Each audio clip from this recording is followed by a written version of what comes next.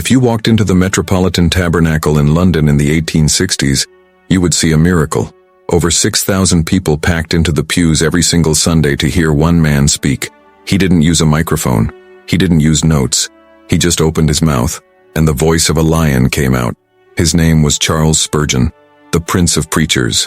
He is the most quoted preacher in history. His sermons have been printed more than any other author, including Shakespeare. To the world, he looked like a giant. He looked invincible.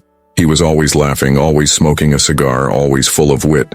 But when the service ended, the giant collapsed. Spurgeon had a secret. He lived in a darkness so deep, so black, and so terrifying that he often wished he had never been born. He battled a depression that would leave him bedridden for weeks, sobbing uncontrollably, unable to see the light of God.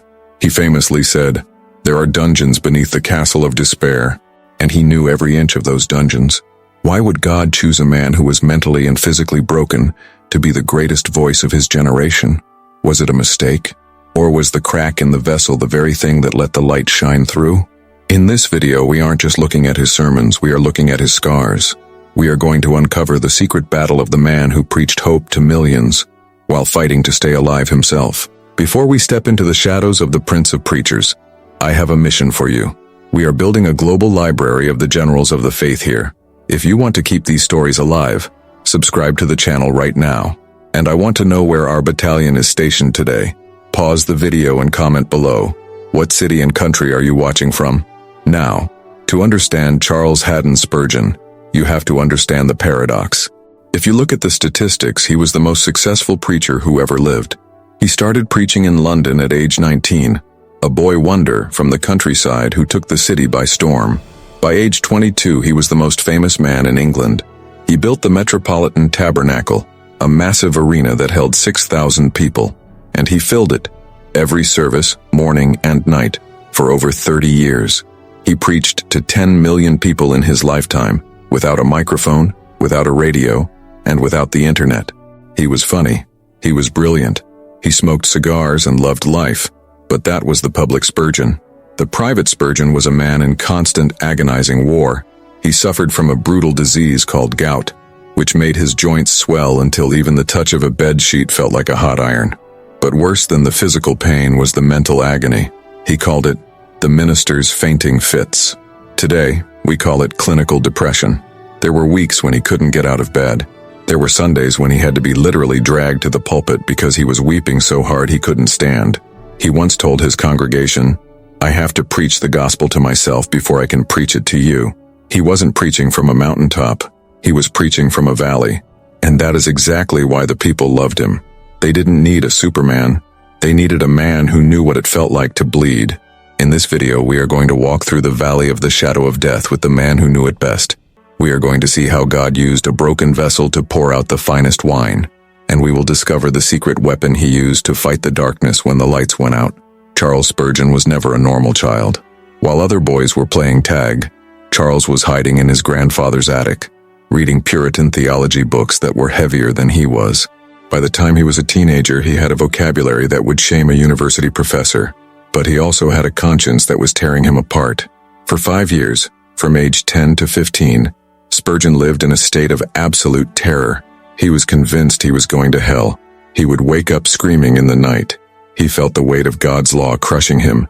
He went from church to church, listening to the best preachers in England, desperate for a cure. He found nothing. Until the morning of January 6, 1850, a massive blizzard hit the town of Colchester. The snow was so thick that the streets were impassable. Spurgeon couldn't make it to his regular church, so shivering and miserable, he turned down a side street and ducked into a tiny primitive Methodist chapel just to get warm. It was not a respectable church. The Methodists were loud and uneducated. To make matters worse, the blizzard had blocked the actual minister from arriving. So a skinny, uneducated shoemaker, or perhaps a tailor, reluctantly stood up to preach. He was terrified. He couldn't pronounce half the words in the Bible. He opened the text to Isaiah 45:22. "Look unto me, and be ye saved, all the ends of the earth." He didn't have a sermon prepared, he just kept repeating the text. My dear friends, this is a very simple text indeed. It says, look. Now look and don't take a deal of pains. It ain't lifting your foot or your finger, it is just, look. Then the shoemaker saw Spurgeon sitting under the gallery. He saw the misery on the boy's face. He pointed a long, bony finger directly at the teenager and shouted, "Young man, you look very miserable, and you will always be miserable.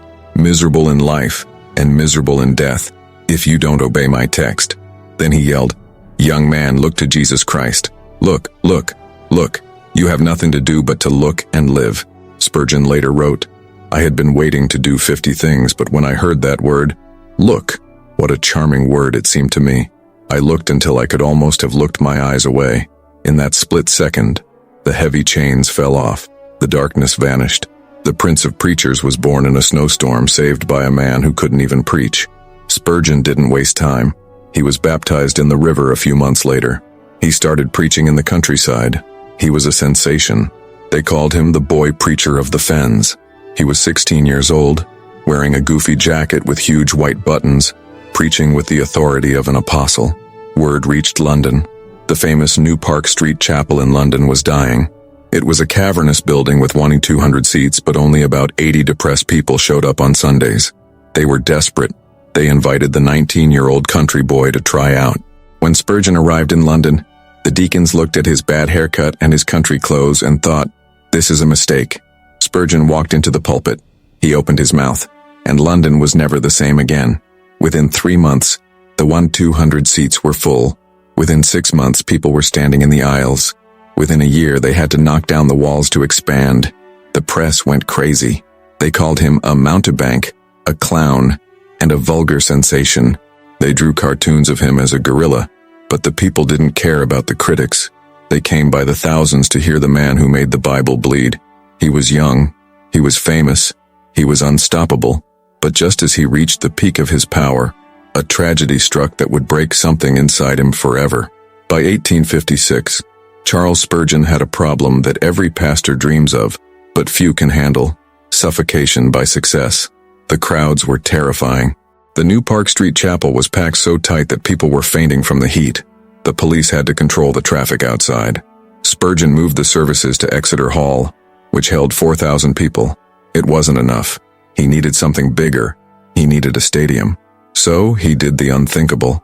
He rented the Royal Surrey Gardens Music Hall. This was a scandal. The music hall was a place for secular concerts, circuses, and wild entertainment. It was a den of iniquity. The religious establishment was horrified. Preaching the gospel in a music hall? It is blasphemy, they screamed. Spurgeon ignored them. He said, "I will preach the gospel in a sewer if people are there." On the night of October 19, 1856, the doors opened. It was a scene of madness. 12,000 people crammed inside. Another 10,000 people were stuck outside in the gardens, desperate to get in. Spurgeon was only 22 years old. He was a husband and a new father of twin boys. He walked to the pulpit, looked at the sea of faces, and felt the weight of eternity. He began to pray. The silence was absolute. And then, the devil struck. Somewhere in the crowd, deep in the balcony, voices shouted, "Fire! The galleries are giving way. The place is falling." It was a lie. There was no fire. The building was solid. It was a calculated act of sabotage by thieves who wanted to create chaos to pick pockets. But panic is a beast that cannot be controlled. The crowd stampeded. Thousands of people rushed for the narrow exits. The screams were deafening. Men and women were trampled. Bodies were crushed against the iron gates. People threw themselves from the balconies to escape the imaginary flames. Spurgeon, seeing the chaos, tried to calm them. "There is no fire. It is a false alarm. Please sit down. We are safe," he shouted. But his voice was drowned out by the roar of terror. He collapsed in the pulpit. His deacons had to carry him out the back door, practically unconscious. Outside, the scene was a nightmare. 7 people lay dead. 28 were critically injured. When they told Spurgeon what had happened, that his sermon had turned into a slaughter, his mind snapped. He fell into a state of shock so deep that his wife, Susanna, feared he would never speak again. For weeks, he lay in a dark room in Croydon, staring at the wall. He wept until he had no tears left. He refused to see anyone. He later said, "I was torn in pieces. My heart was broken. I felt that I should never preach again." The newspapers were brutal. They blamed him. They called him a murderer. They said God had judged him for preaching in a music hall.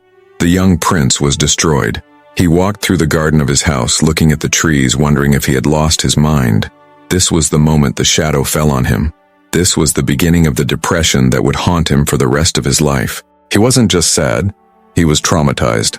The sound of the screams never left his ears. Most men would have quit. Most men would have retired to the countryside and hidden in shame. But Charles Spurgeon discovered something in the darkness of that bedroom. He discovered that rock bottom is solid ground. And when he finally emerged from that room, he wasn't the same boy preacher with the white buttons. He was a man who walked with a limp, and that limp was his power. On November 2nd, 1856, just 2 weeks after the disaster, Charles Spurgeon walked back into the pulpit. He was shaking. He looked 10 years older. The critics said he was finished. They said the boy wonder was broken. But when he opened his Bible, the trembling stopped. He read from Philippians 2, "Wherefore God also hath highly exalted him, and given him a name which is above every name." He didn't preach about the tragedy. He didn't defend himself. He preached about the exaltation of Christ. And in that moment, the people realized that the fire hadn't destroyed him. It had forged him. Spurgeon decided that he would never again let a crowd be in danger. He needed a fortress. So, he launched the most ambitious project in London's history, the Metropolitan Tabernacle. He asked the poor people of London to pay for it. And they did. In 1861, the doors opened. It was a monster. It seated 6,000 people. It had no organ. Spurgeon believed that the human voice was the only instrument worthy of God. When 6,000 people sang hymns in unison, the sound was so powerful that it reportedly shattered windows in nearby buildings. Spurgeon wasn't just a preacher anymore. He was a general. He looked at the empty pews during the week and said, "A church that only works on Sundays is a hobby, not a church." He started 66 different institutions out of that one building. He started the pastor's college. He didn't want university graduates who knew Greek but didn't know God. He wanted street fighters. He took in men who were butchers, fishermen, and clerks. He taught them theology in the morning and sent them out to preach on street corners in the afternoon. He started the Stockwell Orphanage. A widow had given him $20,000 to start it. Spurgeon built it not as a grim institution, but as a home for 500 boys. He knew every single boy by name. He was working 18 hours a day. He was writing books, editing a magazine, The Sword and the Trowel, running a college, running an orphanage, and preaching 10 times a week. He was a machine. But machines break. And in 1869, at the age of 35, his body began to revolt. He was struck by a disease called gout. If you think gout is just a rich man's toe ache, you are wrong. In the 19th century, without modern medicine, it was torture. Spurgeon described the pain as, "Imagine a cobra biting your foot, and then someone pouring boiling oil over the wound." His joints would swell until he couldn't walk. He had to be carried into the pulpit in a chair. He would preach with his knee resting on a velvet cushion, sweat pouring down his face from the agony. But the physical pain was just the trigger. When the pain came, the depression followed. He called it the black dog. And when the black dog barked, the Prince of Preachers crumbled. He would lock himself in his room weeping for no reason. He told his deacons, "I feel lower than the basement of hell." The critics laughed. "Look at him. The great man of faith is crying like a baby." But they didn't understand the secret. Spurgeon discovered that his greatest sermons didn't come from his strength. They came from his weakness. He told his students, "I have learned to kiss the wave that throws me against the rock of ages." He realized that the depression wasn't a punishment. It was a gift. It was the only thing heavy enough to keep his ego on the ground, while his fame skyrocketed to the stars. But as he entered his 50s, a new enemy appeared. This enemy wasn't a disease. It wasn't a disaster. It was a betrayal. And it would come from inside his own camp.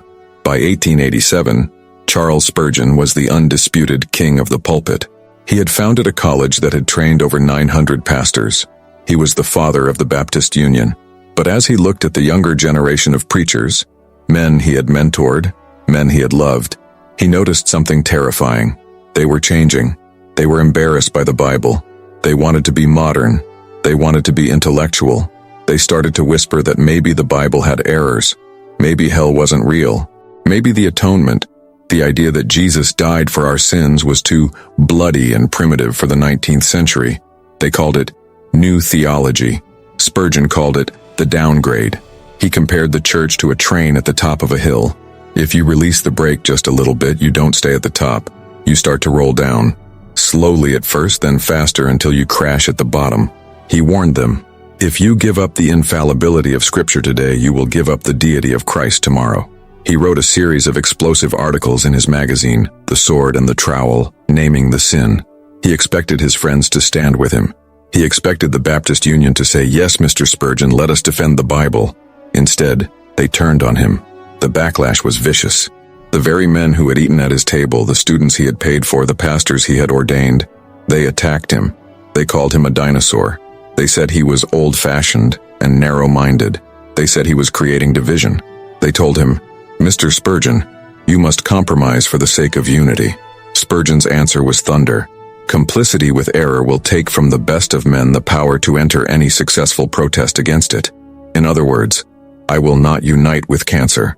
On October 26, 1887, Charles Spurgeon did the hardest thing of his life. He resigned from the Baptist Union. He walked away from the denomination he had built. He stood alone. The vote to censure him was overwhelming. 2,000 pastors voted against him. Only 7 stood with him. Imagine that ratio. 2,000 to 7. It was a public execution. Spurgeon went home that night and wept like a child. He told his wife, Susanna, the fight is killing me.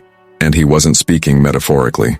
The stress of the betrayal destroyed his health. His gout flared up violently. His depression returned with a vengeance. His kidneys began to fail. The Prince of Preachers was now a prophet in exile. He continued to preach at the tabernacle, but the sparkle in his eye was dimming. He looked like a man who had been stabbed in the back by his own brothers. He told a friend, they have broken my heart. But Spurgeon refused to stop. He refused to soften his message. He knew that history would vindicate him. He knew that modern thought would eventually empty the churches, while the old gospel would fill heaven. But the body can only take so much grief. By 1891, the great lion of London could barely stand. He preached his final sermon at the Tabernacle on June 7, 1891. He had to hold onto the railing to keep from falling. He looked at his people, the 6,000 faces who had loved him for 38 years, and he knew it was the last time. He whispered his final words to them, and then he was carried out. He went to the sunny coast of Menton, France, hoping the warm weather would heal him. But God had a different appointment for him. In late 1891, Charles Spurgeon checked into the Hotel Beau Rivage in Menton, France. It was paradise. The sun was shining, the Mediterranean Sea was blue, and the air was warm. But the man in the hotel room was a wreck. His kidneys were failing. Bright's disease. His gout was flaring so badly that his hands were swollen to twice their size. His heart was weak. But even in this state, the prince could not stop working. He spent his mornings in bed, editing the proofs for his sermons. He wrote thousands of letters to pastors who were discouraged. He told his wife, Susanna, who had miraculously made the journey to be with him, that he felt like a tired soldier waiting to be discharged. He didn't fear death. He welcomed it. Remember the title of this video, The Prince of Preachers Who Wanted to Die. For years, he had battled the black dog of depression. He had felt the crushing weight of existence. He had told his congregation that death would be a gain. Now, as the end approached, the darkness lifted. He wasn't suicidal. He was homesick. He told a friend, the battle is over. I am just waiting for the call. On January 31st, 1892, the call came. Spurgeon fell into a coma. The great mind that had memorized thousands of hymns and scriptures began to shut down. His breathing became shallow. Susanna held his hand. His trusted secretary, Mr. Harold, stood by the bed. There were no famous last words. There was no dramatic sermon. The man who had spoken millions of words to the world left it in absolute silence. At 11:05 p.m., Charles Haddon Spurgeon stopped breathing. He was 57 years old. Think about that. 57. He had done the work of 10 lifetimes in less than 4 decades. He had burned the candle at both ends, and in the middle too. News of his death hit the world like a shockwave. Telegraphs flew across the ocean. The New York Times ran the headline on the front page. In London, the city stopped. Shops closed. Flags were lowered to half-mast. Even the pubs, the places Spurgeon had preached against all his life, closed their doors out of respect. The prophet in exile was coming home. But he wasn't coming home to be judged by the Baptist Union. He was coming home to be buried by the people who loved him. His body was placed in a simple olive wood coffin in France and put on a train for London. And as the train moved through the French countryside, farmers in the fields who didn't speak English and didn't know theology took off their hats as the train passed. They knew a king was passing by, but the real scene was waiting in London. When the coffin arrived at Victoria Station, a silence fell over the city that had not been heard since the death of the Duke of Wellington. 100,000 people lined the streets just to see the hearse pass by. 100,000. They weren't there for a celebrity. They were there for a father. They were the orphans he fed, the widows he supported, the sinners he saved. And inside the tabernacle, the church he built, a strange sight awaited. The coffin was placed exactly where the pulpit used to stand. The Bible lay open on top of it. Turned to Isaiah 45:22, the verse that had saved him in the snowstorm. The message was clear. The man is dead, but the word is alive. On February 11, 1892, London witnessed one of the most emotional days in its history. The funeral service was held at the Tabernacle. Over 100,000 people filed past the coffin to say goodbye. There were no politicians giving speeches. There were no kings. There were just the people, orphans, widows, former drunkards. They were the trophies of his grace. On the coffin lay a simple Bible, open to Isaiah 45:22. Look unto me, and be ye saved. It was the verse that the uneducated shoemaker had shouted at him in the snowstorm 42 years earlier. Spurgeon had finished his race. He died believing he had lost the battle for the Bible. He died thinking the modernists had won, but he was wrong. Today, nobody reads the sermons of the men who attacked him. Their names are forgotten in the dust of history. But Charles Spurgeon? His sermons are still being printed. They are still being read by millions in every language on earth. He is still the Prince. God vindicated him from the grave. So, here is the verdict for you. Maybe you are watching this and you feel like Spurgeon. Maybe you are fighting a battle that nobody sees. Maybe the black dog of depression is barking at your door right now. Maybe you think your pain disqualifies you from being used by God. Spurgeon's life screams the opposite. He proves that God does not need your strength, he needs your cracks. It is through the cracks that the light gets out. Spurgeon preached hope to millions because he knew despair. He preached light because he knew darkness. Your pain is not a prison, it is a platform. If God can use a depressed, gout-ridden man to shake the world, what can he do with you? The prince has gone to his reward. The depression is over. The pain is gone. He is finally looking at the face he preached about for 40 years. The question is, who will pick up his sword? Subscribe to this channel. We are rebuilding the library of the generals. Charles Spurgeon was the prince of preachers who fought the battle of the mind. But in the 20th century, there rose a man who fought the battle of the knees. He was a man who lived in the shadows. He didn't preach to thousands. He prayed for hours. He said, "No man is greater than his prayer life." He was the prophet of prayer who warned us that a prayerless church is a powerless church. His name was Leonard Ravenhill. Click here to watch the story of the man who said, "The only reason we don't have revival is because we are willing to live without it."